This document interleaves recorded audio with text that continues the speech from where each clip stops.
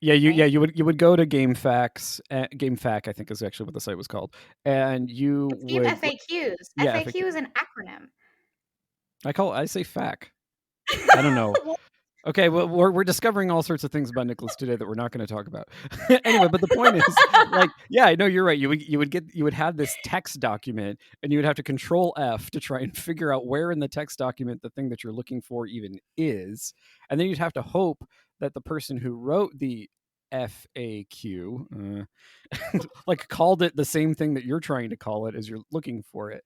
Yeah, Right, no, because and yeah, also because the game didn't really, like, actually expose things in menus to be like, "This is the quest you're on," or "This is the yeah, level that you're on." Like, games didn't do that, and so you're all calling it something different, right? And that's where we get monikers like, "That's the tentacle level. That's the exactly, water level. yeah. That's the" like, all of these different monikers for basically the same area, only to realize the developers called it, like, Revenge of the Monsoon or something really cool, and you're like, "That sounds better than the tentacle level, but" That sounds really amazing. I would have loved that text to have been on the screen when I was playing it, so I would Uh, know. so I would have known, and then we could have all talked about it.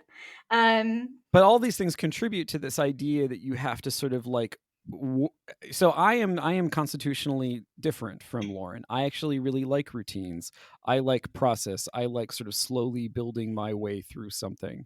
I've been getting back into swimming recently, and it's been a struggle because it's a similar problem where like my muscles all remember what to do because I've been swimming my whole life, but because I spent an entire year not doing it, they can't, like, the strength is gone, so there's this weird sort of like, disconnect between the two.